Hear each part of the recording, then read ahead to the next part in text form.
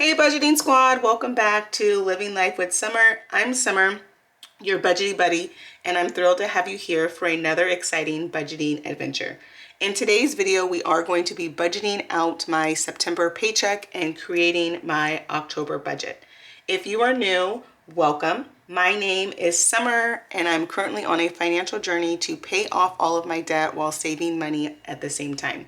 Here on my channel, I am documenting my journey to financial freedom, and I make videos on budgeting, paying off debt, saving money, and pretty much anything money related. If that's content that you're interested in, go ahead and hit that subscribe button and ring that notification bell so that you never miss a video. And for all my returning viewers, thank you so much for your continued support. I truly appreciate it. So let's go ahead and get started. But remember, budgeting is a journey, not a destination. So grab your notepad, favorite budgeting app, or whatever you use to create your monthly budget. All right, let's go ahead and get into creating my October budget. I do get paid once a month on the last working day of the month. So the paycheck that we are going to be budgeting is my September paycheck. And that paycheck date was September 29th, 2023. I am a salary employee who gets paid once a month on the last working day of the month. I am a teacher and my income is public record, so I do go ahead and share with you guys my real numbers on my channel. So when creating a monthly budget, the first thing you want to do is you want to list out all of your income totals. I have the following income.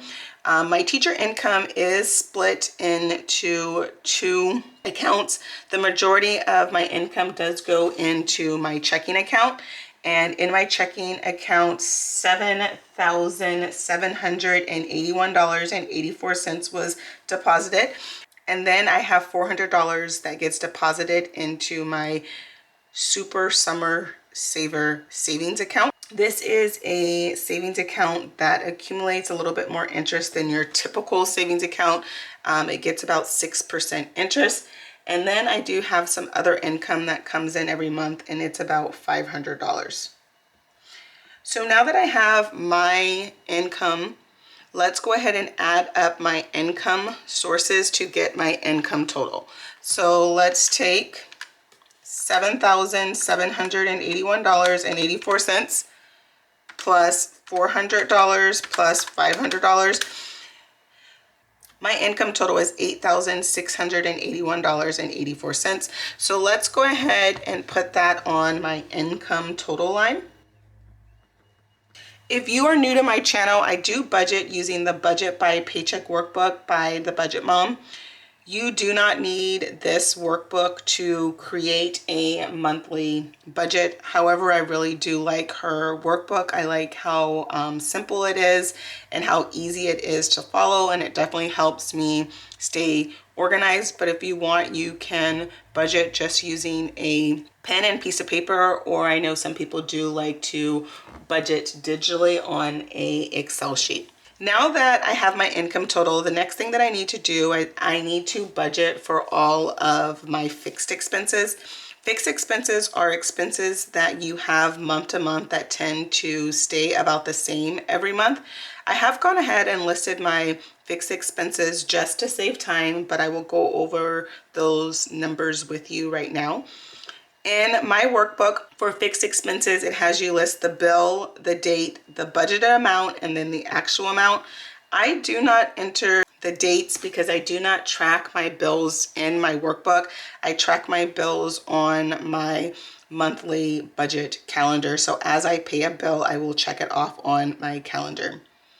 So my mortgage is $3,927.97. SDG&E, which is my gas and electric, is $110 a month. My cell phone is $141.85. AT&T, which is for my internet, is $55.27. I do have an Instant Ink subscription, which is for my printer, and that is $6.48. I do pay for extra storage on my cell phone through iCloud, and that is $2.99.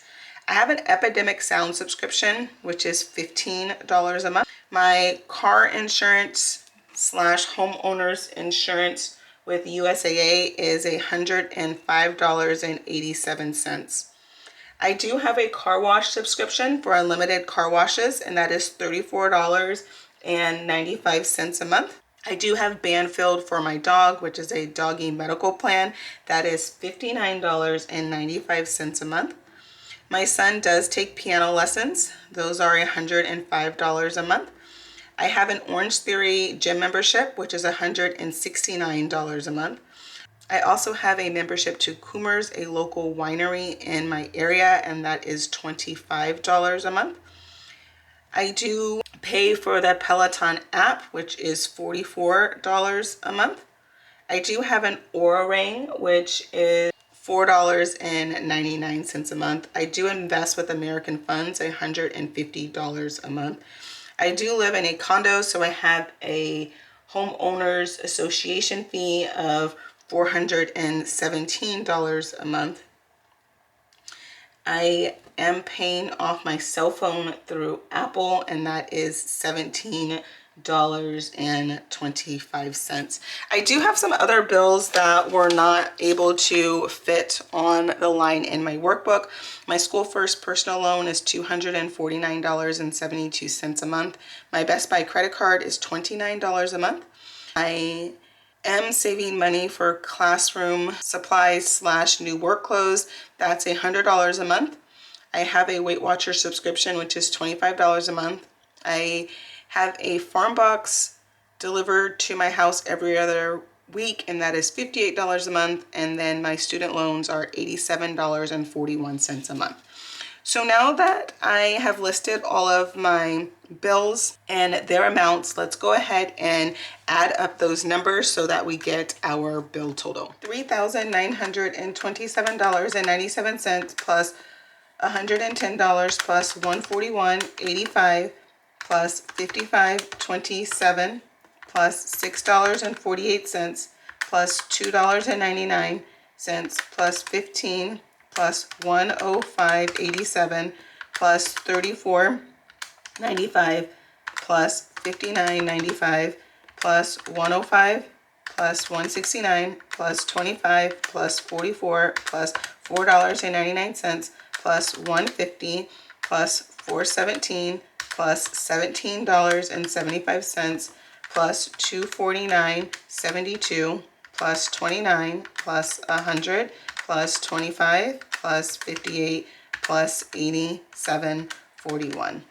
So my bill total comes out to $5,942.20. Let's go ahead and check that. I do like using this dual calculator. So what I do is I can push this arrow down, and this top number will come to the second screen. Now I'll just go ahead and quickly add up my numbers to make sure that they match.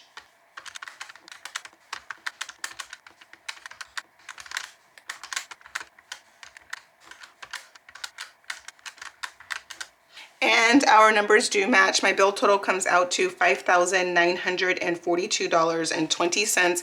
Let's go ahead and write that on the bill total line. $5,942.20. Now let's go ahead and take my income total, $8,681.84, and subtract my bill total of $5,942.20. So after paying all of my bills, I'm going to be left with $2,739.64. So let's go ahead and put that on our leftover amount. So now that we have budgeted out our fixed expense, the next thing we need to budget for is our variable expenses. Variable expenses are my cash envelopes. These expenses do vary month to month depending on what I have going on. So I'll put my leftover amount here. My variable expenses, the cash envelopes that I keep in my wallet, is a food envelope, a gas envelope, a household envelope, an entertainment slash fun envelope, a self-care envelope, and a personal envelope. This month for food, I am budgeting $442. I usually budget $500. However, I did go ahead and leave the money for my farm box in my checking account. That way I don't have to return money to the bank. So since that is left in my checking account, I'm only going to be stuffing my food envelope with $442. For gas, I'm going to be budgeting $320.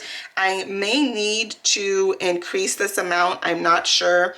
I do live in California and gas has gone up a lot. I did fill up earlier this week and I believe it was $6.40 something per gallon.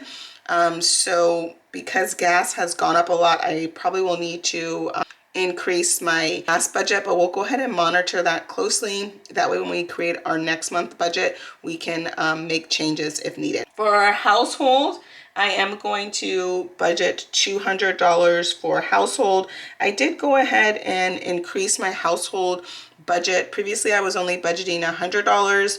I have gone back to work and things have been just really busy for me. So I am going to be budgeting to have a house cleaner come and clean my house once a month. So that is why my household budget is a little higher. For entertainment slash fun, I am going to budget $125.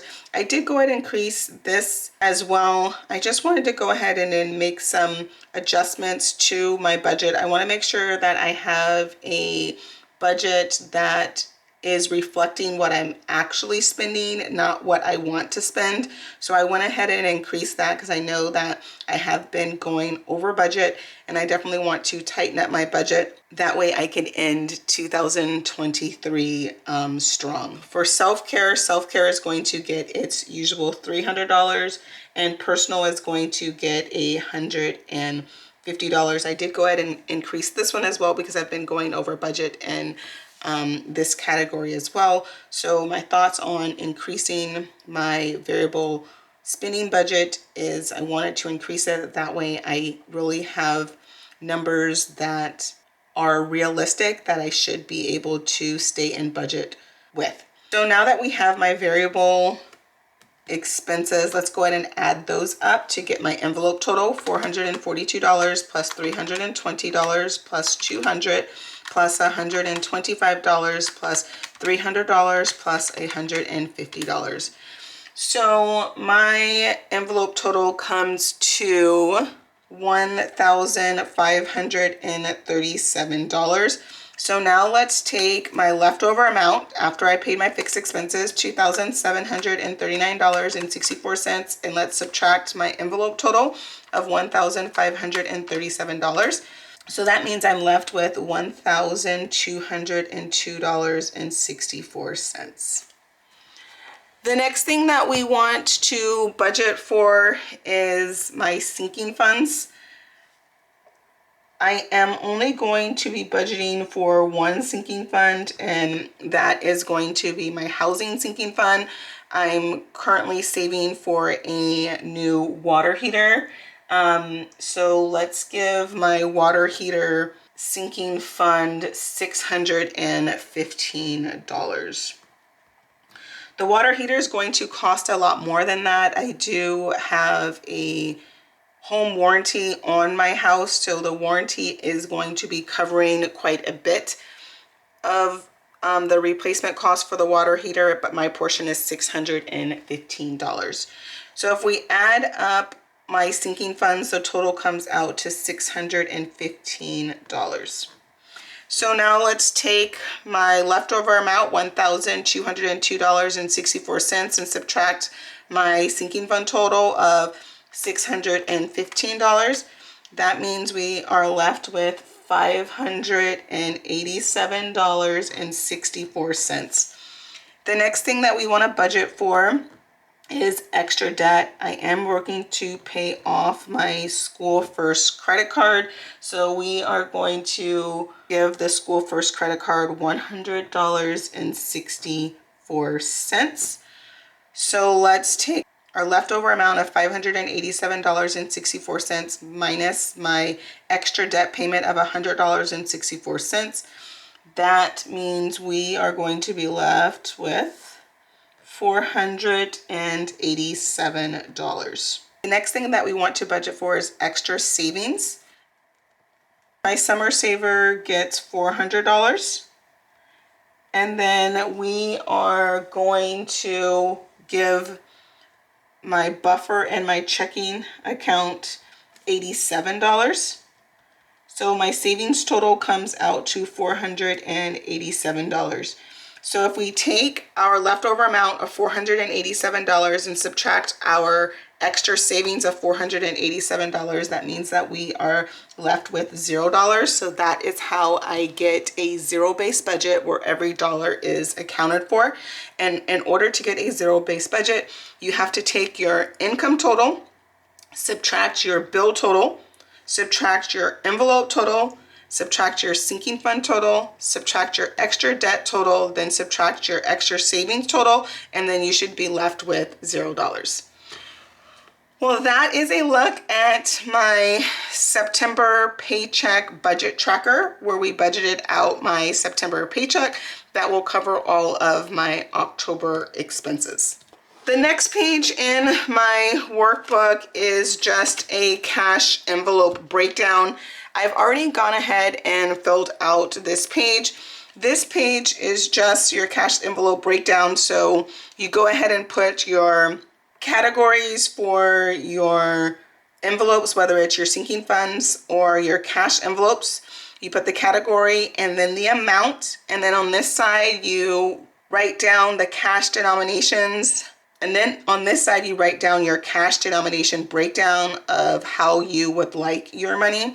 I do like to have a mix of bills. So I went ahead and wrote those out.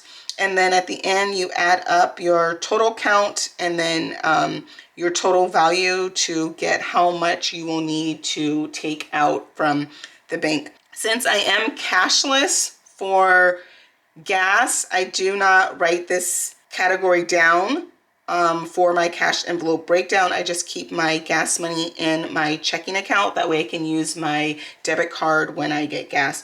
So we are going to be stuffing my envelopes for the month of October with $1,217. Well, that brings us to the end of today's video. I really hope that you enjoyed this video. If you enjoyed this video, please give it a thumbs up and definitely consider hitting that subscribe button to join me on my financial journey. I would love to have you become a part of my financial journey. If you have made it to the end, go ahead and leave a pumpkin in the comment box to just let me know that you made it to the end. Well, I hope you guys have an amazing day, and I look forward to seeing you guys in my next video. But before you go, don't forget to like, comment, and subscribe. It definitely helps out my channel, and I truly appreciate your support. Bye!